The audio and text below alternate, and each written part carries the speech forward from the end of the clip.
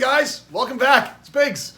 I got something a little bit different today. I haven't really done any of these because, like, to me, they just seem kind of off the cuff, and I know I'm like that when people meet me at conventions and we hang out and stuff like that. But sitting in my basement, in my fish room, having a conversation with my camera by myself is something that's a little bit weird to me, and I've never really ever done that before. People that know me I'm pretty outspoken. I've never had a problem of chatting, talking it up. So hopefully hopefully it'll go okay. We don't really know. We'll have some fun. I've been doing this for a long, long time. Not the YouTube thing, clearly, but the topic at hand that we're going to be talking about. I've been doing it a long, long time since I was just a little young, and it was about this big. And I have a fair bit of experience in it. I'm definitely not the only one. There's millions of people the world over that are probably way more qualified than I'll ever get. But that's cool. I'm talking today, so I get to tell my story. Cool. Anybody that's ever seen me speak knows this could fully spiral out of control. We have nowhere where it's going to go. So we're already a couple minutes in. I haven't even told you anything yet, right? Other than Biggs is just ranting again and raving and stuff. But we don't really know where we're going to go. So today, with all the advent of all this new video technology, this is all new to me too. You guys know I've been fumbling my way through this, learning as I'm going. I really appreciate all the love you guys are sending me. It's just making me want to do more and more and more and better at all the time. But with all this new video and all these technologies, people are able to capture so much more things and more observational. Which is more important to me is the fact that you guys are actually sitting in your basement instead of just going doing water changes, having a drink, and then leaving, and that's it with your fish. You guys are actually sitting in your basements trying to witness and trying to capture and observe different behaviors and stuff. And that's amazing. The fact that all this technology is available to us now is just beyond amazing to me. And we could share all these things with each other, and we could all be better aquarists for it. I'm standing in front of my knick-knack area. This is actually my workstation. This is actually my home office and stuff. This is where I do all my actual day job type stuff when I'm not out on the road.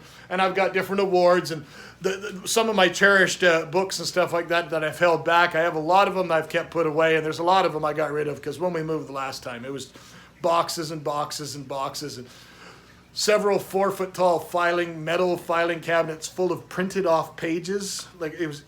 This was insane. There's a reason they call me the Mad Aquarist, because I did some things that were just straight out madness. The fact of keeping all those research papers, where nowadays they can just go online and get it in 2 seconds and print the one page off. Or not print it off, it's all there available at your fingertips. But back then, we didn't have that. So if we're doing research at university level, college level, and then going after that, you had to always have those copies with you and everything. So I got rid of a lot of stuff, but this is just basically what I have. This is my research stuff. This is my interest stuff. And then I spend a lot of time on the computer looking through things and stuff. So the real important thing that we got to get to is we got to understand this. There's a lot of people. There's hundreds, there's thousands of world-renowned aquarists. There's absolutely legendary aquarists that have done achievements far beyond our measure. Hey, every single time a fish breeds for me, I get super pumped up and I learn from it. I get excited. And those are the tips and things that people have asked me to start trying to portray and show down the line and stuff like that. But these are the true pioneers. These guys here, the forefathers of our aquatic hobby that we all sold so dear. This is our hobby. We love it. We're all up in Canada, we're up in our basements, but everybody has their fish tanks. I don't care what size. It's your tank. You keep what size you want. I keep what size I want. If I got 200 tanks, or I got 6 tanks, or I even only got 1, it doesn't really matter. Who cares? All this, it drives me insane when people ask me, he says, what's a cool fish to keep? Well, the cool fish to keep is the fish you want to keep. That's the cool fish for you. The cool fish for me might be totally different. Hey, I went through a phase for about 15 years where every single fish in my room had no common names whatsoever, and 99% of them were brown. We called it the brown phase. I thoroughly enjoyed my brown phase. Still somewhat in my brown phase on certain things. Love it. It's great. You like what you like. I like what I like. Don't let anybody influence what you like. Enjoy it for what you get out of it. That's the whole thing. But the real topic that we're going to talk about today, and what's been kind of percolating in my little brain for so long all day today, is breeding. Breeding fish. It's a hot topic. Everybody likes to talk about it. Everybody likes to breed something nobody else has done. Well, problem being, reality is almost everybody's bred all sorts of stuff. I'm sure there's all sorts of wicked cool new fish coming out of the wild that we've never even seen before. And yeah, I'm not saying that you won't genuinely be the first to breed something. Awesome for you, and I know that. I've bred lots of fish. I've probably got, I think I'm well over 800 species that I know to my credit that I've bred. That's my Aquarium Society of Winnipeg Grand Masters plaque. That's my Masters plaque. The Grand Masters plaque was actually awarded to me in like 2000, and then I went through a hiatus where I wasn't even an active member of the club, but I was still breeding fish and everything like that. And that's my Masters Award in horticulture and stuff like that. And there's all sorts of little trinkets and stuff like that around the room and stuff. But doesn't matter. Pat myself on the back. Hey, Way, you're awesome, Biggs. You're really, really cool. You do all these cool fish. You're way better than me. No, I'm not. I'm no different than you guys. You guys are awesome. Everybody keeps what they want to keep, does what they want to do. My interest has always been in breeding fish. I view very much keeping fish as a puzzle. And what I mean by that is you buy the fish, you research the fish, hopefully before you buy the fish. You bring the fish home, you've got the tank and the biotope all set up for said fish. Doesn't matter what it is, you do what you want. And then your job as an aquarist, besides just sheer enjoyment of keeping that thing and giving it the best conditions you can, is hopefully one day to reproduce that species. At least that's my goal. Maybe not your goal, that's my goal. And that's what I've always done. And I actually keep things in a different way. I have what I refer to as my positive list. And my positive list is my dream fish, the fish that I've not bred. And believe me or not, bred a lot of fish, but still, my dream list can be millions of fish. I haven't done them, but I have certain fish that are on my list. I've bred 2 species of silver dollars, 2 species of piranhas. I've bred 3 species of silver dollar type fish. But those are always on my target list. Those are on my positive list. And those are fish that I want to work with again when I have the right tank space and stuff like that. My fish room's a lot smaller than some of the fish rooms I've had in the past. And honestly, that's freaking awesome. Because having these massive fish rooms, my last fish room was just shy of 4,000 gallons. It was all fully automated, and it was awesome, and I miss it. But we're going to be building the new big 12-footer, hopefully starting this fall, going into early winter. That's really a winter project. One of the videos coming up down the road, I'm going to tell you why in the summertime it's just so crazy hectic and fish kind of gets put on the back burner for me, is we're going to introduce you to what else we do here where I live. And that'll be something coming up, just something a little bit more random, but you'll finally get it. Why my hands look rough and beat up all the time, you'll get it. It's not cage fighting, just to let you know. It's not cage fighting, it's something else. Okay, but getting back to the tanks, I only have 2 75s. I got a rack of 40 breeders. I got the 2 new 160s you guys have seen, and I got a 120-gallon planted tank, and I got a myriad of smaller little tanks around, and I got kind of a little fry breeding room and a laundry room in the back, and that honestly is good for me right now. I have some ideas that I want to get rid of the 2 75s, replace it with an 8-foot tank, and do something real cool with that. That's coming up. That's going to be a whole build and everything. And even cooler is the rack behind me with all the 40 breeders and stuff. That's going to go into the laundry room because it messes with my chi. Let's go with that. And I have something really, really cool I want to do there. But we're going to have some fun with that.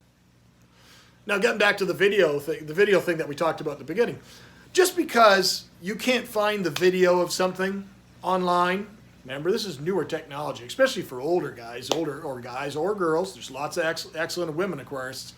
It doesn't mean it doesn't exist. More importantly, it doesn't mean it never happened. I bred tons and tons of fish.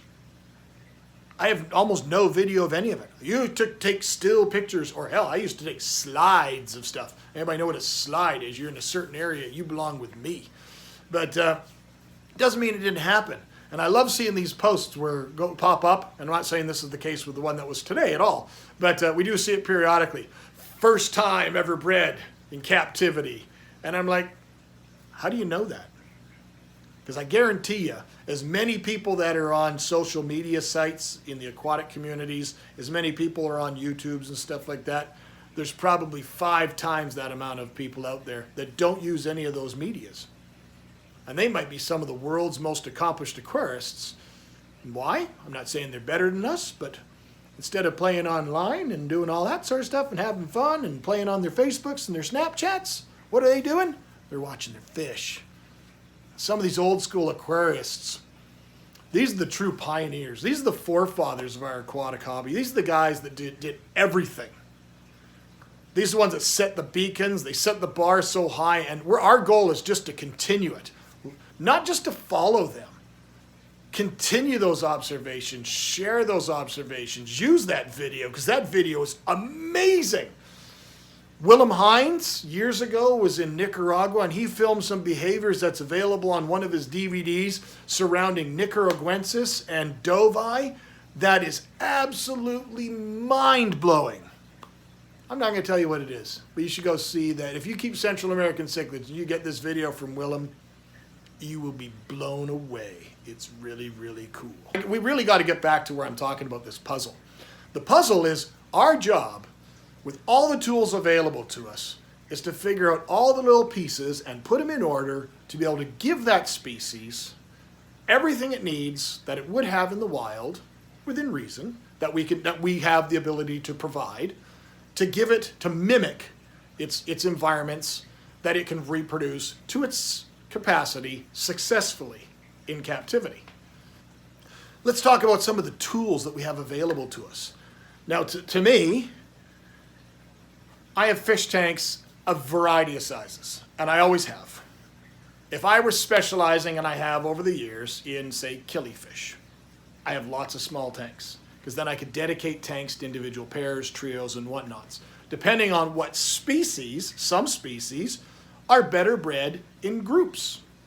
Some species are exceptionally predatory, so you always have to be stripping the eggs right away. Some species do better if you keep them in, say, a 20 or 30 gallon tank fully planted, throw some adults in there, let them have some minga for a week or so, and then take everybody out and just let the magic happen, and let's see what comes. There's so many techniques. It's not something you can put in one video. There's techniques that you can look at and just open your eyes and try so many different things. One of the legends I'll talk about later, when I met him one of the times, is he said for killies, he just breeds everything over coarse gravel. And I was like, that was everything? Like literally everything? And that works for him. And this guy you better listen to, because this guy's bred everything. He's insane for the amount of fish this guy. This is an absolute legend. But like, to me, that's it doesn't sound as cool to me. Like my goal today and my goal in the past 20 years, since I got that in 2000, like I want to more create the natural habitats. Like I told you in some other videos, I like playing with the organics and the botanicals and throwing all that random stuff in there. I'm not a bare bottom sponge filter tank guy. I never have been. I could never keep discus in a bare tank with a cone. I would absolutely bore me to tears. I've done it. It worked. It bored me to tears. No discus. Discus are up there with birds. No birds. Birds are bad. We don't like birds. Birds are food. But discus, they're almost a bird. We'll just say they're almost a bird. Now, some of the tools that I have, beside a myriad of different tank sizes, I can make my own fish food. There's tons and tons of recipes for making your own fish foods, depending on the species at hand. We can collect our own live food, depending on where you live. You can buy frozen fish food, you can, and some of the dried foods that are available today are crazy. They're just amazing, amazing foods. I'm very fond of a lot of these new foods that come out with a different insect larvae that's put into them. Some of those paste foods that you can make up and stuff. You read the ingredients on these things. It's like giving caviar to your fish or some prime rib. It's awesome, awesome stuff. This is about the best you can get, short of going to live or frozen. I can manufacture any type of water chemistry that I want. I run a 180 gallon RO unit a day. On my hard water tanks like the 160, a video down the road will show you is my KISS principle, and I'm very, very much a firm believer of the KISS principle with the amount that I travel and the amount that I do in my day-to-day life with everything outside and with my family of 6 and stuff. It's so much chaos that if it's not the KISS principle for me, I just wouldn't be able to even do it. But the KISS principle I'm getting to is that I have an automatic wire changer, and that's what always used to run all my fish rooms before, was these automatic wire changers. And I've seen some as of late that these guys have been building, and I'm not saying they're not wicked cool and all these pipes and connections and all this different stuff, but like, I'm sure it will work awesome. I'm not doubting that whatsoever, but that's not me. I need it super, super simple, like absolute dummy proof. That's me. Take a look at me. Do I look like I make a lot of smart decisions? No. I leave valves on accidentally. That's bad. Remember the video where I left the valve on and took one of the 160s down to like 50-some degrees or something like that? Yeah, that's me. I do those kind of things. Now there's fail-safes in place for that, which always were in place before. It's just I'd never finished building that one when the tanks come, got it set up, got it running. But we'll talk about the automatic water changer in a different video down the road. But for those bigger tanks, that's easy. I could either just open the valve or, as it is now, it's just on a timer. The timer just clicks on twice a day and runs for 15 minutes and does the water changes for me. I don't live in the city. I live out in the country and I'm dealing with wells. So my well water is exceptionally hard. So it's good for certain species. A lot of your live bears, a lot of your Central American cichlids, a lot of your Rift Lake cichlids if you're into that. But plants, shrimp, soft water, South American, West African, killifish, no. They don't like that at all, It's bad, bad, bad. So we're not going to go there. We're going to use RO water. We're going to make our own water.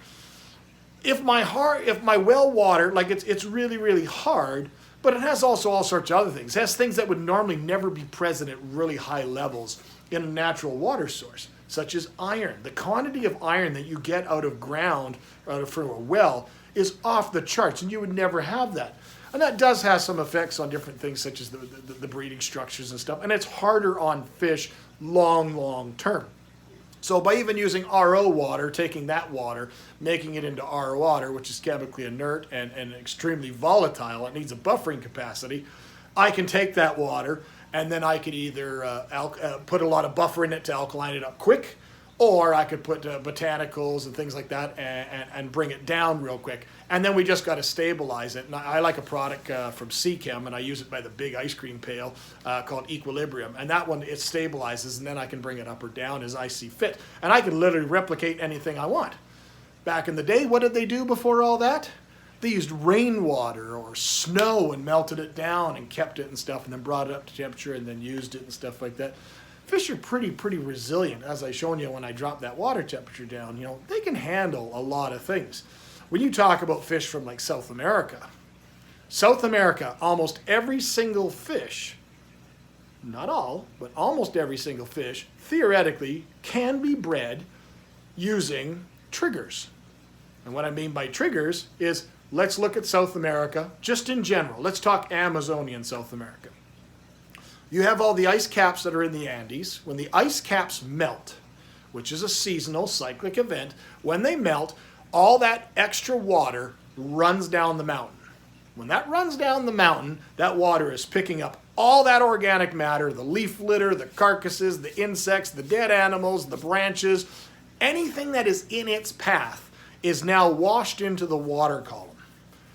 The water, for one, is exceptionally cold and then slowly mixes in, it actually fast comes down and rushes in. So you're going to get a temperature change. When people talk about breeding Coreodoros and some of those different stuff like that, they often talk about triggers. And one of the triggers that most basic cories will readily accept is a nice cold water change. Sounds to reason. It's pretty easy to do, right? You let your water go down a little bit and then cold water. And I'm talking cold water like 10, 20 degree cold water change. And people just like, no way, my fish are going to get it.